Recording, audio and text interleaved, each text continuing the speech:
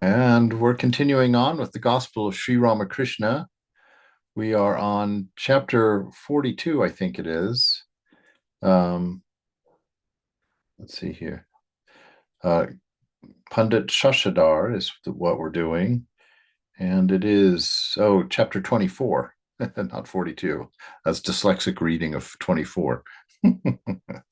So, chapter 24, and it's Pandit Shashadhar that we're talking about. And we've been talking about diving deep in our meditation and in our practice to cultivate divine love, to cultivate love for love. And so this will happen naturally by the contemplation of pure love. What is the ideal of love? And as we chant our mantra, that is what is manifested through the mantra, is the ideal of pure love. Because the mantra and God are one, and love and God are one.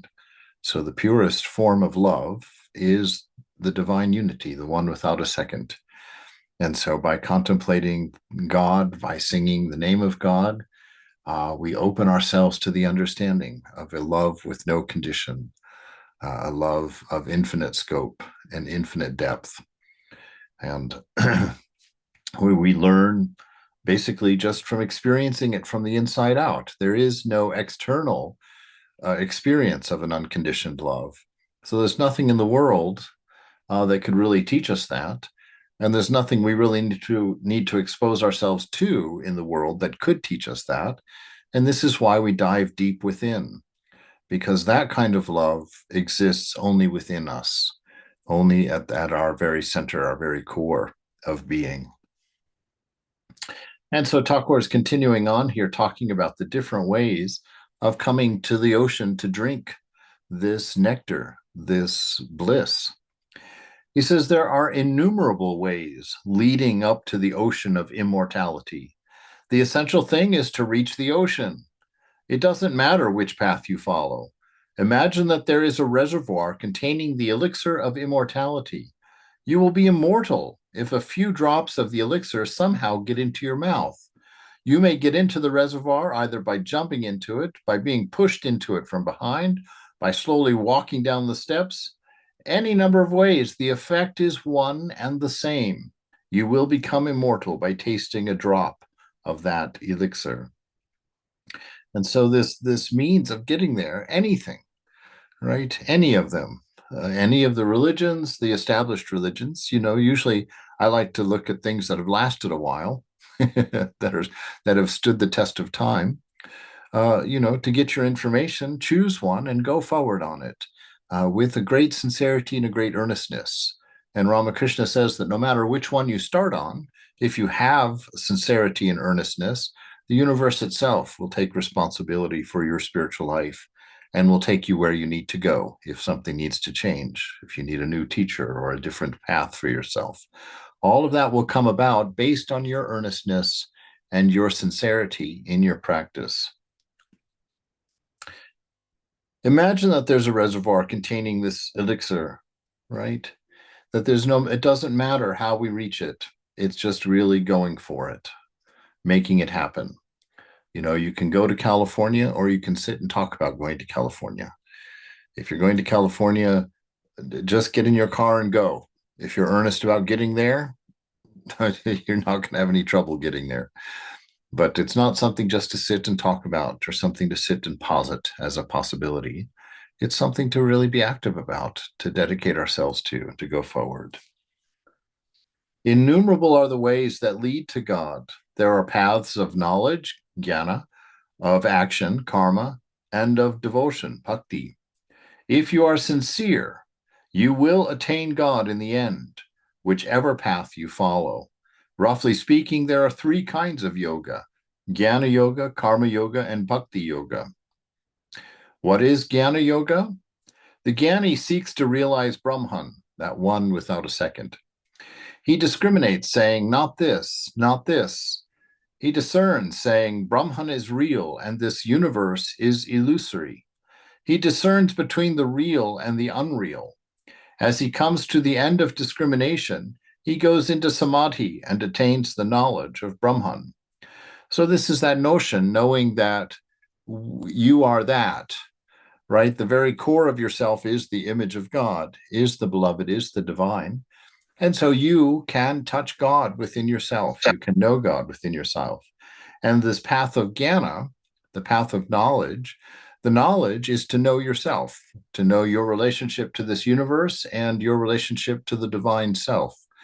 And you do that by going through your list of attributes and understanding that they are not you, right? You look at the things that you've identified with, and the first clue that we get from Ramakrishna is if it changes, it's unreal, right? And so we look at everything about ourselves and we think, what are the things that change that I've identified myself with?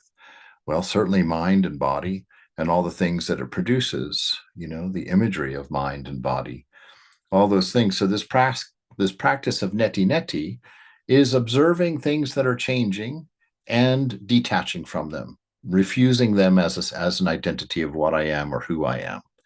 And in that, you come to a silence within. After you have kind of negated all of those things, you're left with nothing more to negate. You've backed into a knowing of your own self. And in that silence, you know yourself. You know what cannot be spoken. You know what cannot be said about yourself. And so this whole world is illusory because we come to understand that we're separate and apart from all of it in one sense. When we get to the highest step, we realize that we were all of it. So like this, we have to back out of the dream first. So you're in the dream and you look around and you think, okay, wow, I'm not any of this. None of this stuff is real. This whole world is a dream world. I'm the dreamer. I'm not actually even in this world. This world is in me. And so Jnana Yoga would be right through that same process. So you have to withdraw from everything in the dream. And when you become just that sliver of self that is present both in dream and waking state, you come to know that that is who you are, and that is indescribable, and that can take on any set of attributes for itself. And so by coming to a knowledge of these things, we're talking about not a knowledge of a philosophical kind or a relative kind, but a knowledge that is inherent in you, a knowledge that is fundamental to you. And you say, well, what does that mean? Well, it's an interesting kind of knowledge. It's, remember my little trick with the finger here? You see, this is divine knowledge. I simply have to not, I don't even know what I have to do. Just think about bending my finger. And it just does it. The thinking about it's happening here and the change is happening over here. I can't feel anything in between that circuit, right? I'm just saying in my mind, barely even saying, just thinking of cross moving my finger and it moves. I don't have any knowledge of how that's done. I haven't gone to schooling. That's the how divine knowledge is. So like if you have this knowledge of what you are, your movement in the world is like that. There's no there's no confusion. Uh, what you think is what is. When you've aligned with the highest will, when you've aligned with your highest ideal, the universe is manifesting that ideal. And so you will move like this without any real thought or indication of it. You are what you are and you manifest. And that will be something along those lines. So that's Jnana Yoga. He says, what is Karma Yoga? Its aim is to fix one's mind on God by means of work. That is what you are teaching. It consists of breath control, concentration, meditation, and so on, done in a spirit of detachment.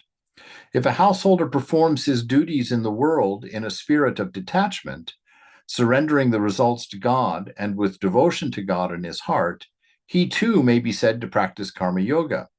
Further, if a person performs worship, japam, and other forms of devotion, surrendering the results to God, he may be said to practice karma yoga.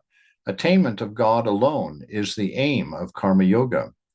Right? And so in karma yoga, we're trying to eliminate the story by staying present in the moment, right? And so that we're not doing things for their outcome. We're not doing things for any achievement or any result in particular. We're paying attention to how we are doing things.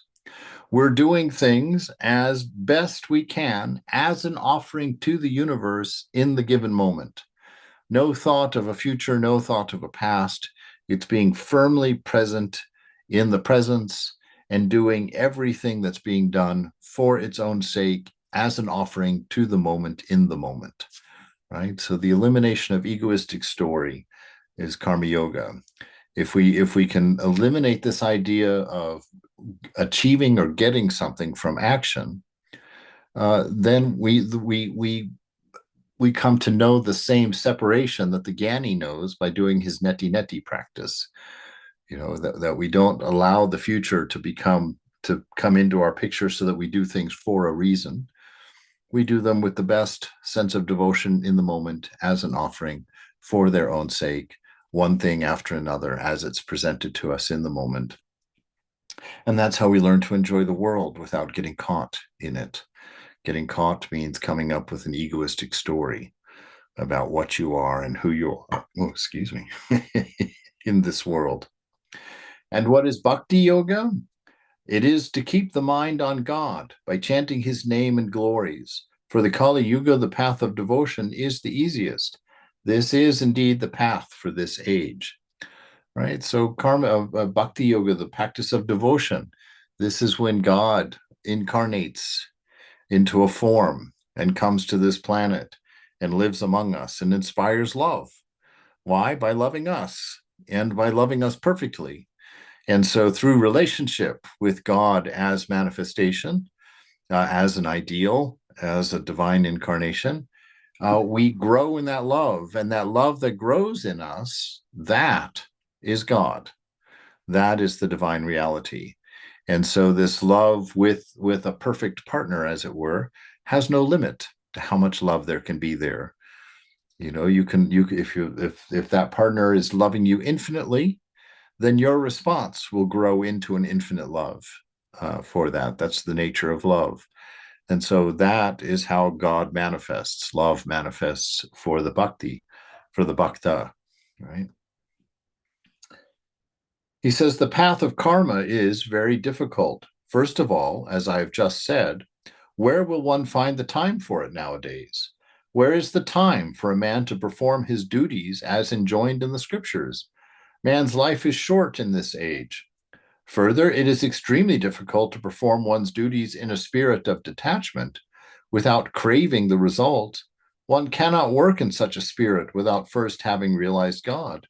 Attachment to the result somehow enters the mind, though you may not be aware of it. Right? And this is an important point here. How many times do you do something like at the temple for the temple, and nobody says thank you for it? Right? Nobody shows any appreciation for it.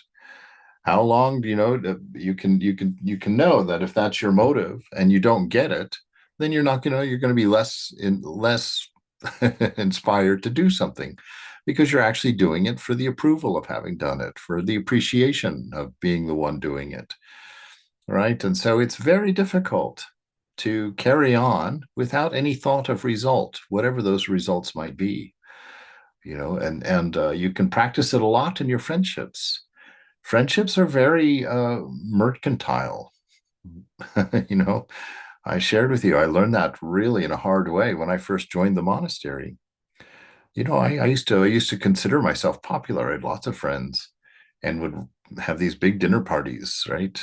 And then I joined the monastery, and the only rule that I was given by Swami Prabhupada is that I could not initiate contact outside the monastery. My friends could call me, my friends could come see me, and if they called and I missed the call, I could return the call, but I couldn't initiate any contact with anyone outside of the monastery. That one rule. Within 2 weeks, I lost all of my friends except for two. And those two are still my friends, some 25, 6 years later. And so I learned, wow, I thought I had dozens of friends. Turns out I had two friends. And so this is that understanding. You see, all of those relationships were mercantile.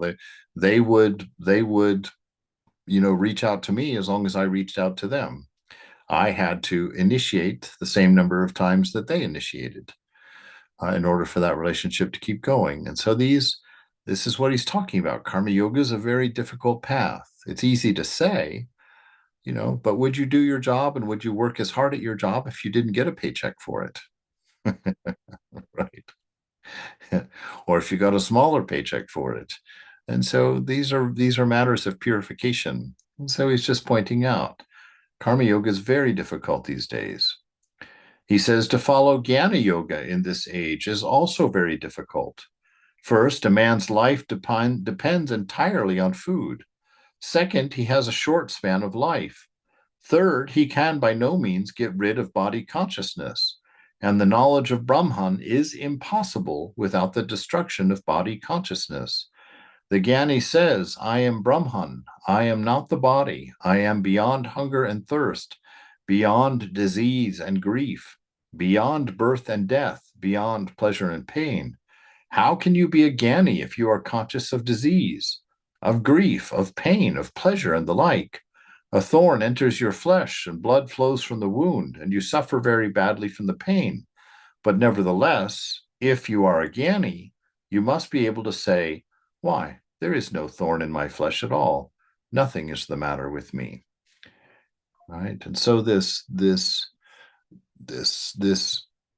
important reality of Jnana is not a philosophy. It's not the practice of a philosophy. It's literally knowing that you're not the body mind to the extent that you're able to lose awareness of the body and the mind. It's a practice. This practice of it, Advaita is not a practice. It's a realization, but it's a realization that leaves your body in a death state. You know it to that extent. With Ramakrishna, when he had his final Advaitic experience, it lasted for 6 months. And he had to have rice pushed into his mouth, and they had to roll him over on the mat so that he wouldn't get bed sores from laying on the ground. And they had to pour milk into his mouth, and sometimes it would just go in the mouth and run out the other side. Why? Because he had completely and truly understood that he was not the body. So he was gone. He withdrew himself from the idea of body and idea of mind. He said in that final step, he was a great devotee of God as mother. And he complained to his teacher's guru, Totapuri, at that time. He says, every time I close my eyes, I see the divine form of the divine mother in front of me. And his teacher picked up a piece of glass and pushed it into his forehead and said, put all of your attention here. And,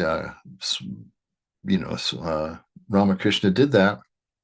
And he said, when the form of mother appeared, I took the sword of discernment and I sliced her in half and walked through her into a samadhi that lasted for 6 months.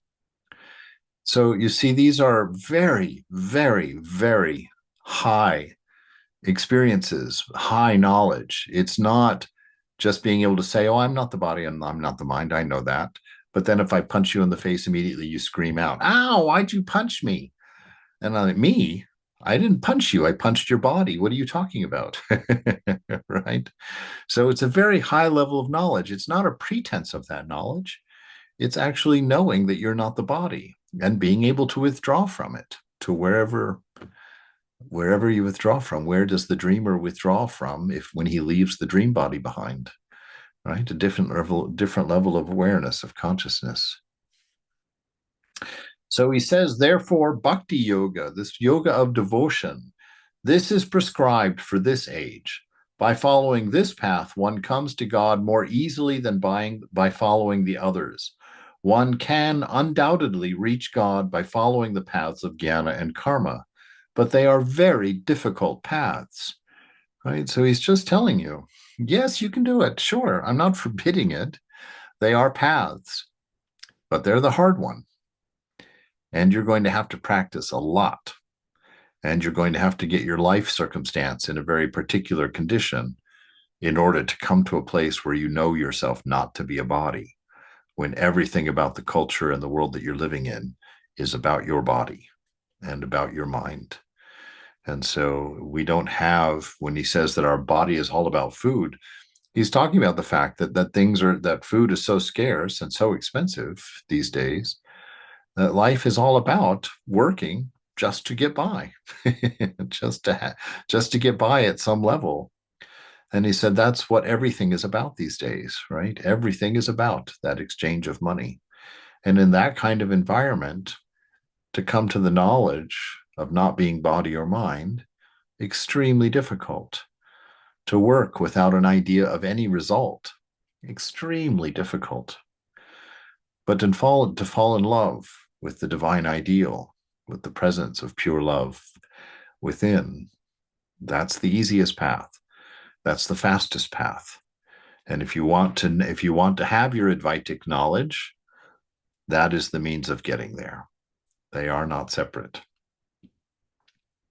Bhakti yoga is the religion for this age, the path of devotion.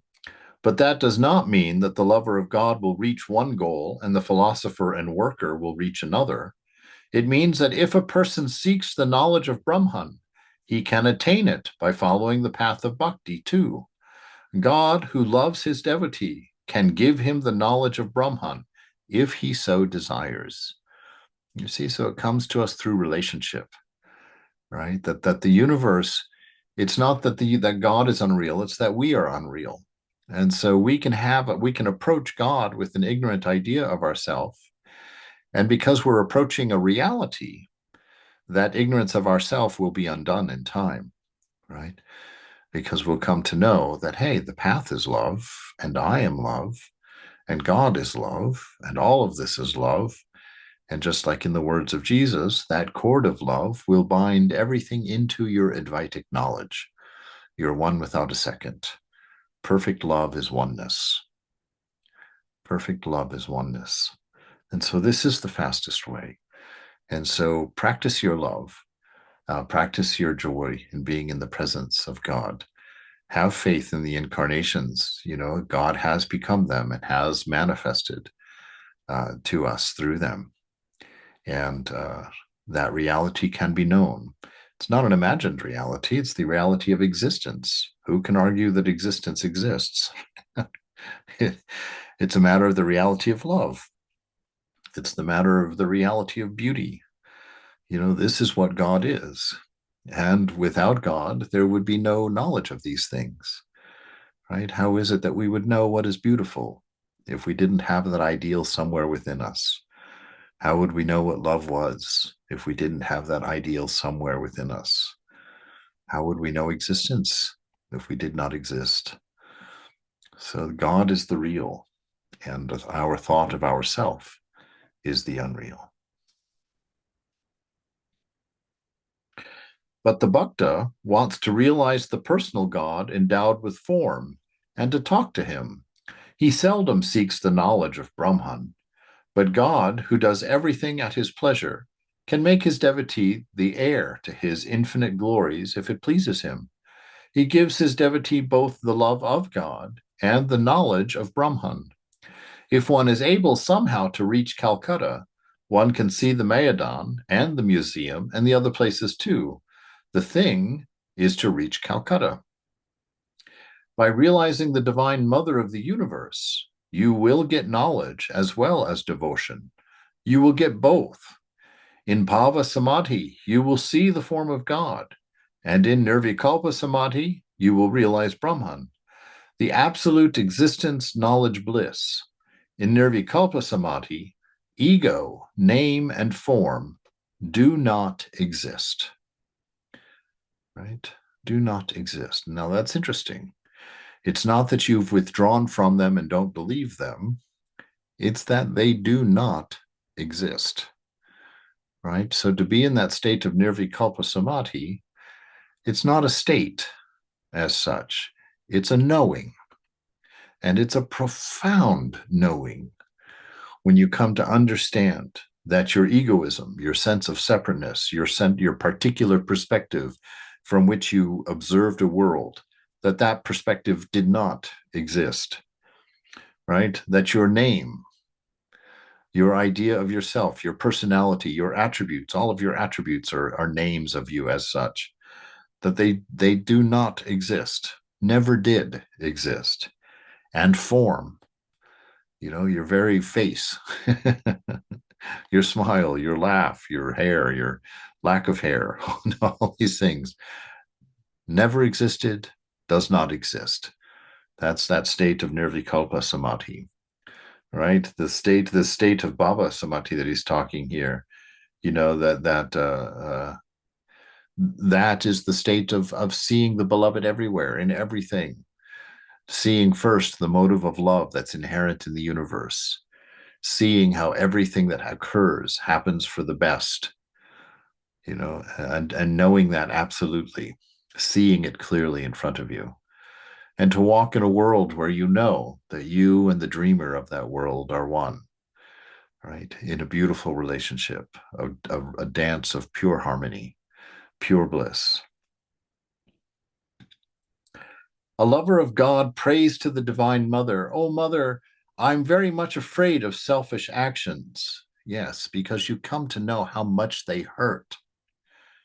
You come to see that your vices were never your pleasures, but rather your pains. Once you've touched that divine love inside, that divine bliss inside, all of these little symbols of it out there that eke in through the senses, you come to realize they were nothing. They were nothing compared to the thing itself. I am very much afraid of selfish actions. Such actions have desires behind them, and if I perform them, I shall have to reap their fruit. But it's very difficult to work in a detached spirit. I shall certainly forget you, O Mother, if I involve myself in selfish action. Therefore, I have no use for them. May my actions, O Divine Mother, be fewer every day till I attain you. May I perform without attachment to the results, only what action is absolutely necessary for me. May I have great love for you as I go on with my few duties. May I not entangle myself in a new work so long as I do not realize you, but I shall perform it if I receive your command, otherwise not. So you see the implied complete submission of will, surrender of will, of an egoistic will to the beloved. And that's part of that oneness. The ego is our only veil. And what is our ego? Just the idea that we're separate and apart from God, separate and apart from the whole, that we're looking out at the world, right? It's the same mistake we make in the dream. In the dream, we believe ourselves to be a body looking out at a world. But in fact, we are the dreamer enjoying our own dream, right? And so this is what we come to know. And this is what we long for, because there is no greater love than to know the unity of all things and to know all things as yourself. Love is natural and infinite in that. Pandit Shashidhar asks, how far did you go in visiting the sacred places? Master, oh, I visited a few places with a smile. Sorry about that. The phone rang. I visited a few places, he says with a smile, but Hazra went farther and also climbed higher. He visited Rishikesh, but I didn't go so far or so high. Right. So you see the you see the humility. He's countering, the pundit was wanting to know something and kind of let him brag, oh, I've gone this far for my pilgrimages. I've gone this far away. I've seen these places. But Ramakrishna doesn't, he has no ego. So immediately he feels that pinch. Oh, I've gone to a few places. But Hazra, he's the one. He's gone higher and farther. You must pave noticed you must have noticed kites and vultures soaring very high in the sky, but their eyes are always fixed on the charnel pits. Do you know the meaning of charnel pits? It is woman and gold, lust and greed. Right? So this is the thing. Some people fly very high spiritually, but still keep their eyes, on the charnel pits, on the lust and greed down below. Still keep an awareness, treasure and awareness of that. This is one of the things that I work in my life around, keeping the eyes off, keeping the eyes as high as the thoughts, right? Not subjecting yourself to the grime of the world, that causes us to see others as objects for our own satisfaction, right? Not being able to see God in them, not being able to see the infinite in them, because in that state we can't see the infinite in ourselves. We're clinging to things that are small, that are defined. Absolutely. What is the use of making pilgrimages if you can attain the love of God remaining where you are? Right? Why go looking for something that you have with you? I have been to Benares, and I've noticed the same trees there as here, the same green tamarind leaves. Pilgrimage becomes futile if it does not enable you to attain love of God. Love of God is the one essential and necessary thing. Do you know the meaning of kites and vultures? There are many people who talk big and who say that they have performed most of the duties enjoined in the scriptures, but with all that, their minds are engrossed in worldliness and deeply preoccupied with money, riches, name, fame, creatured comforts, and such things. Right? It's God that knows the heart of everyone. Right? He knows the attachments and whatnot. And for us, we just always have to be careful, because certainly lots of luminaries fall around us. We always find them falling on the front page of the newspaper quite frequently, you know. And this is why we learn from that. Like, don't be that. Let your renunciation be sincere. Let your discernment be earnest. Find these truths and practice these truths, and let go of things after when you have discerned them and when you've come to see that their value is questionable, that they haven't given you what you've been looking for in your life, that they don't fulfill the promise that they make when they call your name. Then renounce. That's the time to renounce. Don't let the habit keep pushing your face into it. Renounce. It's necessary. That's what Thakur says. Just one grand renunciation. That's all it takes. Just make one grand renunciation. Pundit: it is true, sir. Going on a pilgrimage is like seeking diamonds and gems while discarding the precious stone that is worn by Narayana himself on his breast. Master, I want you to remember this. You may impart thousands of instructions to people, but they will not bear fruit except in the proper time. On going to bed, a child said to his mother, "Mother, please wake me up when I feel the call for nature." And mother said, "Don't worry about it, my child. That call will wake you up itself." Everyone laughs. One feels yearning for God at the proper time, right? So he's telling us, don't turn your practice into a grabbing, right? Don't turn your practice into a grabbing. Always keep your practice as an inspiration. Be content with where you are, in one sense. Be content. Be content to enjoy the presence as it is, with the knowledge that more will come as when the time is proper. So we have patience and perseverance. We do our practice. We do all of our studies, and we do them with a fervor of enjoyment, of loving what we're doing, right? But that's not the thing itself. Simply being in the presence is all that's required. And we just sit there in the presence until we understand it, until it's clear for us, until we have a working, living knowledge of it. There are three classes of physicians. The physician of one class feels the patient's pulse and go away, merely prescribing medicine. As they leave the room, they simply ask the patient to take the medicine. They are the poorest class of physicians. Likewise, there are teachers who only give instruction, but do not stop to see whether their teachings have produced a good or bad effect. They do not think at all about the disciple. There are physicians of another class who prescribe medicine and ask the patient to take it. If the patient is unwilling to follow their directions, they reason with him. They are the mediocre physicians.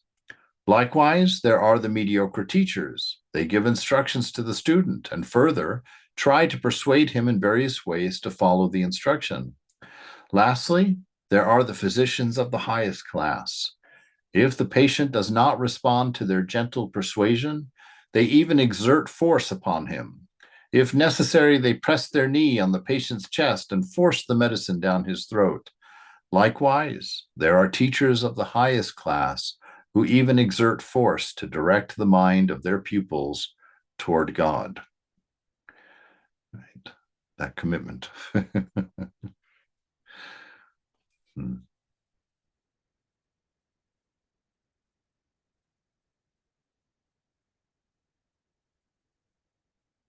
Yeah, there are teachers like that, but there's God.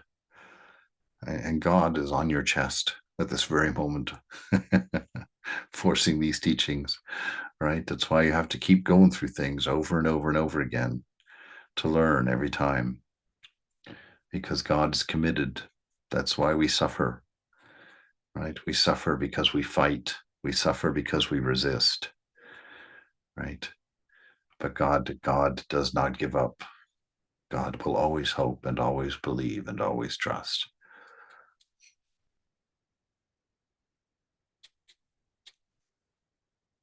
Mm.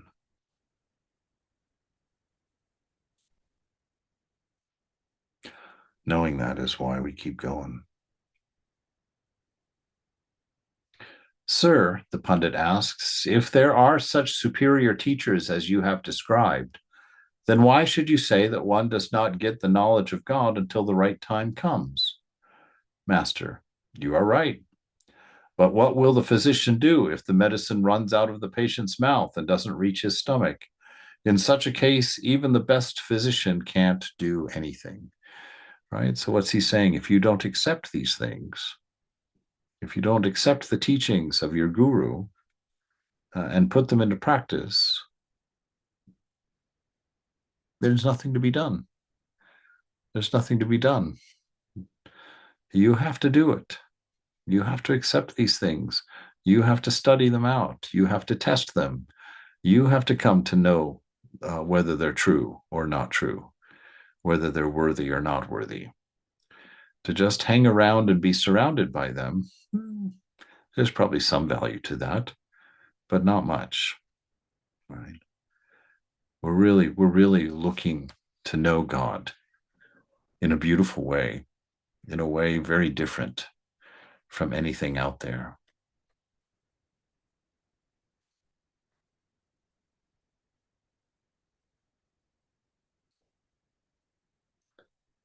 Trying to allow for that unity inside.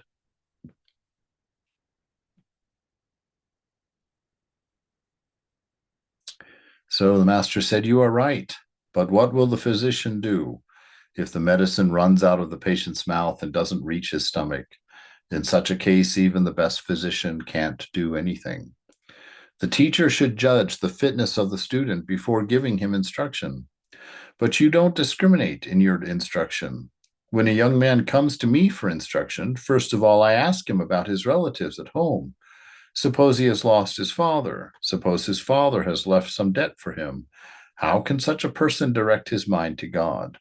Are you listening to me? Pundit, yes, sir. I am paying attention to every word. Master, one day some Sikh soldiers came to the temple garden of Dakshineshwar. I met them in front of the Kali temple. One of them referred to God as very compassionate. Indeed, I said. Is that true? But how do you know? He answered, because, sir, God gives us food and takes every care of us. I said, why should that surprise you? God is the father of us all. Who will look after the child if the father doesn't? Do you mean to say that the people of the neighboring village should look after my child? Narendra, then shouldn't we call God kind? Master, have I forbidden you to? What I mean is that God is our very own. He's not a stranger to us. Right? You see that thing there, we look and think, oh, God is feeding me. How very nice of him. Because we expect so little. Because our faith is so little. We're always surprised. Oh, wow, God helped me. Oh, God took care of me. But you see, Ramakrishna is talking about a state where that love is so common to you, so trusted by you that you're not even thinking at that level anymore. Of course, God has taken care of me. What else would he do? He has such a love. He has such a love for me. Of course, he's taking care of me. So you see, it's a matter of coming to that knowledge, where you're not having to prove anything to anyone, and you're not having to have anyone prove anything to you. You're no longer looking at that level. You don't need trinkets of answered prayers to have faith in God. You've come much deeper than that. You know that you are deeply entwined in the love of the beloved, that you can't be extricated from it. You can't be separated from it.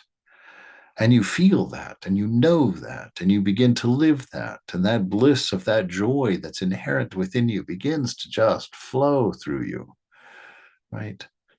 Nothing takes it away because you know nothing can take it away. The whole story of the universe is that one story alone, the love for God, the love that God has for love itself.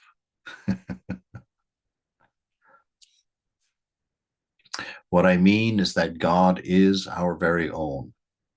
He is not a stranger to us. Pundit, priceless words. Master to Narendra, I listened to your singing, but I didn't enjoy it, so I left the room. Your mind is now set on seeking a job, and therefore your song sounded dull.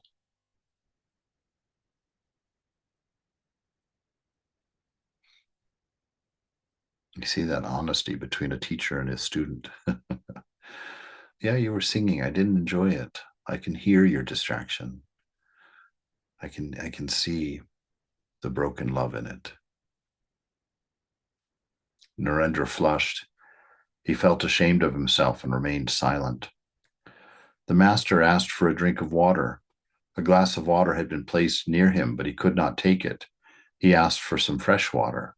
Later, it was found that a man of immoral character had touched the first glass. Pundit to Hazra, you live in his company day and night. You must be very happy.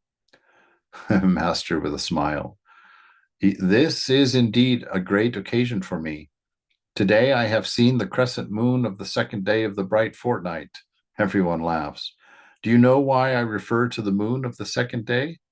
Sita once said to Ravana, you are the full moon, and Rama is the crescent moon of the second day of the bright fortnight.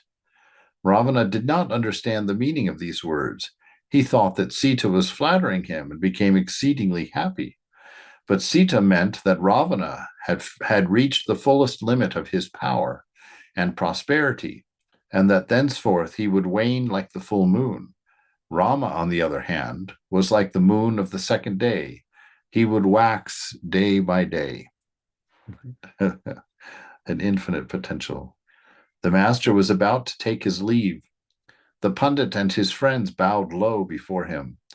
It was not yet dusk, and Sri Ramakrishna returned to Ishan's house with the devotees. The master took his seat in the drawing room with Ishan and his sons, a pundit, and a few devotees. The master is smiling to Ishan. I said to Pandit Shashadhar, you have hardly set your foot on the tree, and yet you aspire to lay hold of a big bunch of fruit. Right? He's like, are you thinking that you're going to reach anything so easily? This is a problem that I've noticed in I don't know, make it about my problems, but one of the things, one of my tendencies is, mother gives me just a little trinket of any kind, a good meditation even, and I'm just on the moon thinking I've accomplished so much, for that one little thing.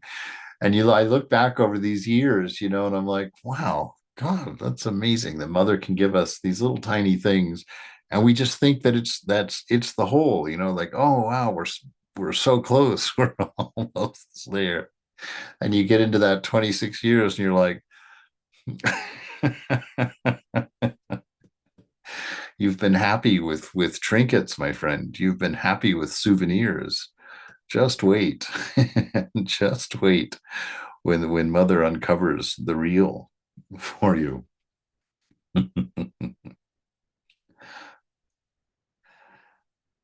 Master smiling to Ishan. I said to Shashadar, you have hardly set your foot on the tree, and yet you aspire to lay hold of a big bunch of fruit. First of all, practice some spiritual discipline. It's like, come on, for you've got to do the work. Do your practice. Do some spiritual discipline. Then you may teach others.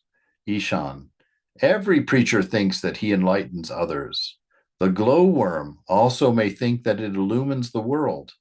Imagining this to be the glowworm's feeling, someone said to it, "Oh, glowworm, how can you bring light to the world? You only reveal the intensity of the darkness." Wow.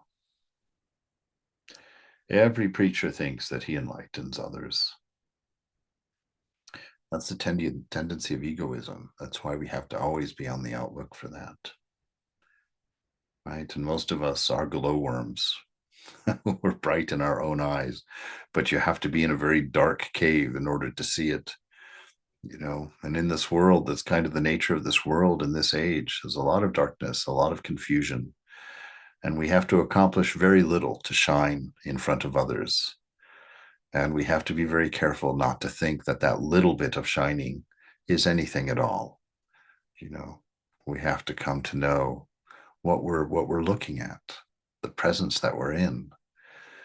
That is where we keep our eyes, remembering the light of the sun always. Oh, glowworm, how can you bring light to the world? You only reveal the intensity of the darkness. Master with a smile. But Shashadar is not just a scholar. He also has a little discernment and dispassion. A pundit who was present said to Sri Ramakrishna, "You are indeed a great soul." Master, you may say that about sages like Narada and Prahlada and Sukadeva. I am like your son. Right? So again, he's telling the person, don't throw out compliments like that. The ones deserving of compliments are these greats, sages like Narada, Prahlada, and Sukadeva. I'm like your son, which means I'm not worthy of respect. I'm family. Don't build me up like that. Of course, in one sense, your words are true. It is said that in one respect, the devotee of God is greater than God himself, because he carries God in his heart. Everyone likes that. It is said in the Vaishnava books, a devotee regards himself as a higher and God as a lower being. Yashoda, the mother of Krishna, was about to fetter Krishna, who was God incarnate, with chains. She believed that no one but herself could take care of Krishna. Sometimes, God acts as the magnet and the devotee as the needle. God attracts the devotee to himself. Again, sometimes the devotee acts as the magnet and God as the needle. Such is the attraction of the devotee that God comes to him, unable to resist his love. The master was about to leave for Dakshineshwar. Ishan and the other devotees stood around him while he gave Ishan various words of advice. And I love that reciprocal thing that God just pointed out in that love for him, that it's not just, that God loves us and we're drawn to that. It's that God is also drawn to that divine image within you, that the true you. And when he sees that true you being exposed as the ego gets thinner and thinner, he's drawn more and more irresistibly toward you. Right. And so that last part of the spiritual seeking is short, because you've got two lovers running at each other at full speed. It's that quintessential running across the meadow to reach your lover for that beautiful embrace. All right. We'll stop there for this evening.